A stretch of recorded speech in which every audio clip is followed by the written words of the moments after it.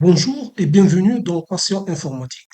Aujourd'hui, cours sur les listes linéaires chaînées, en anglais Single Linked List. Nous ferons d'abord connaissance avec ce qu'on appelle LLC, puis nous verrons comment créer une LLC, ensuite nous verrons le modèle que nous allons lui associer. Une LLC est un ensemble de maillons créés dynamiquement et chaînés entre eux.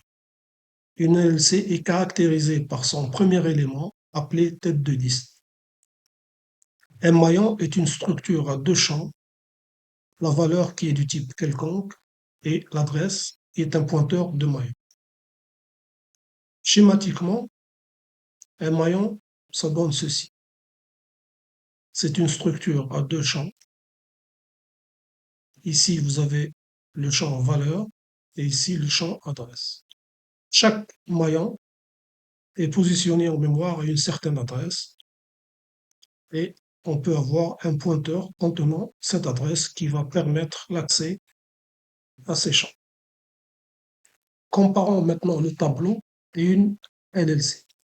Un tableau est aussi une liste. Ces éléments sont contigus, c'est-à-dire l'un à côté de l'autre. Et donc, ils n'ont pas besoin de chaînage. Il suffit d'incrémenter l'indice pour passer à l'élément suivant. Le tableau est une structure statique. Comme la tête d'une LLC, le nom du tableau est un pointeur. C'est un pointeur constant. Il ne pourra pas pointer un autre tableau. La tête de liste, quant à elle, peut être modifiée ou supprimée. Voici schématiquement une LLC où on voit chaque maillon avec un entier dans la zone valeur et l'adresse du prochain maillon dans la zone adresse. Mais dans la réalité, les maillons ne sont pas disposés ainsi en mémoire, ils sont plutôt ainsi. La position du maillon en mémoire n'a pas d'importance. L'essentiel, c'est le chaînage. La création. Voici la liste que je me propose de créer. Donc le premier élément pointé par le pointeur tête et le dernier élément pointe nil, c'est-à-dire qu'il n'a pas de suivant. Donc c'est une liste à 4 éléments et je vais mettre à l'intérieur des valeurs aléatoires, disons comprises entre 1 et 20. Alors, création. Tout d'abord, je crée le type maillon de cette façon. Donc c'est une structure à deux champs. Puis, j'aurai besoin de trois pointeurs, tête, Q et P. Et je commence par créer le maillon tête auquel j'affecte une valeur. Ça donne ceci. D'accord? Par exemple, ici, la valeur est 10. Puis, P reçoit tête. Donc, je sauvegarde la valeur de la tête dans P. Ensuite, je crée le second maillon, Q, auquel j'affecte une valeur. Et je vais lier le maillon P avec le maillon. Donc, le champ adresse de P reçoit Q. Puis, je fais avancer P. Ensuite, pour créer le troisième maillon, qu'est-ce que je fais? Je vais faire copier-coller de ces instructions. CTRL-C et CTRL. Donc, ce qui me donne la création du maillon Q avec sa valeur, puis P adresse reçoit Q. Et P devient Q. Je continue. Pour créer le quatrième maillon, je fais encore CTRL-V et j'ai la création de Q avec sa valeur, puis P adresse reçoit Q, et enfin P devient Q. J'ai terminé, j'ai créé mes 4 maillons. Je peux créer d'autres maillons en faisant copier-coller encore de ces instructions. Donc je m'arrête ici et je termine par mettre nil ou nul dans le champ adresse du dernier maillon, ce qui me donne ça. Maintenant, au lieu de faire des copier-coller, bêtement comme ça, je peux utiliser une boucle. Alors, je vais supprimer ces deux parties-là et je vais boucler sur cette partie. Donc, je vais avoir for int i alors de 0. Donc, je vais boucler 3 fois seulement. I inférieur à 3 et i reçoit i plus plus. Je mets une accolade d'ici et je ferme ici. Voilà, c'est tout. Donc, je vais boucler, je vais faire ça 3 fois. Donc, l'avantage de cette boucle, c'est de créer autant de maillons que vous voulez. Il suffit de mettre ici le nombre de maillons que vous désirez. Dans ce programme, nous avons fait la création d'une liste en ajoutant le nouveau maillon à la fin de la liste. Donc, c'est une création par ajout à la fin. Remarquez que la tête a été créée en dehors de la boucle. On n'aurait pas pu faire autrement. Le modèle associé est un ensemble de fonctions élémentaires de manipulation du maillon.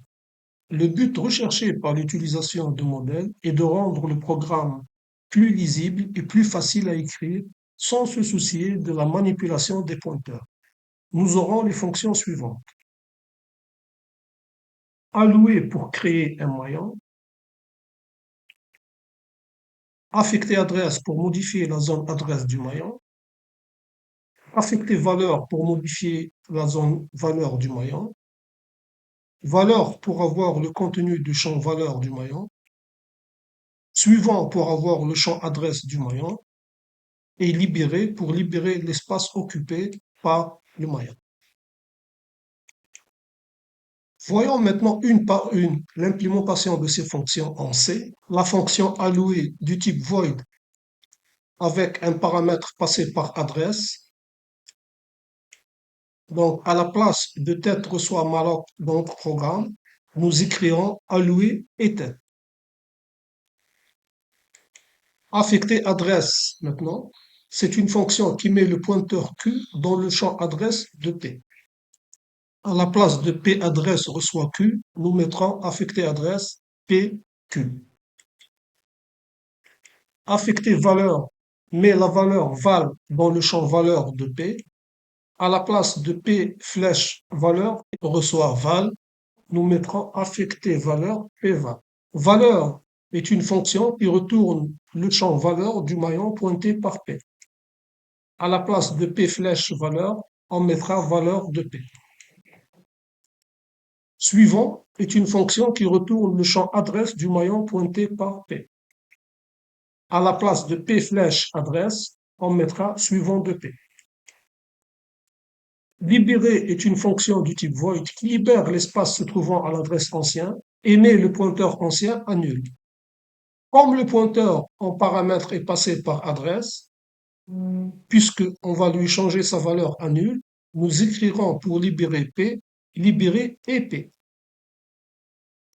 Nous allons maintenant rajouter ces 6 fonctions dans notre programme de création et réécrire le programme en utilisant le modèle.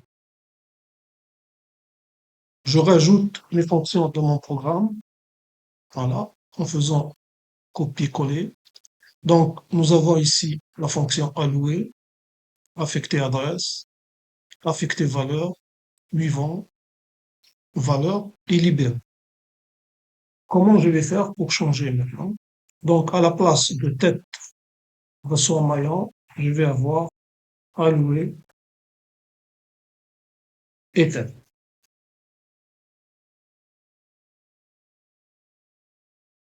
Ça, à la place de tête reçoit ça.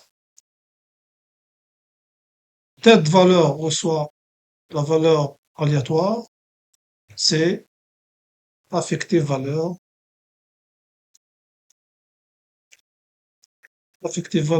de tête et round.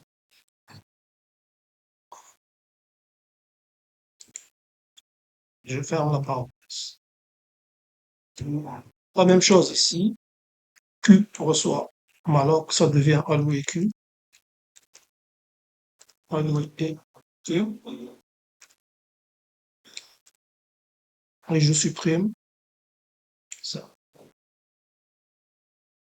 U valeur reçoit la valeur aléatoire devient affectée valeur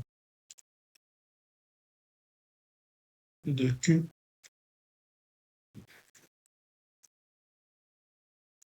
Round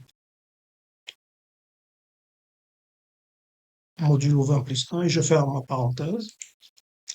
P adresse reçoit Q.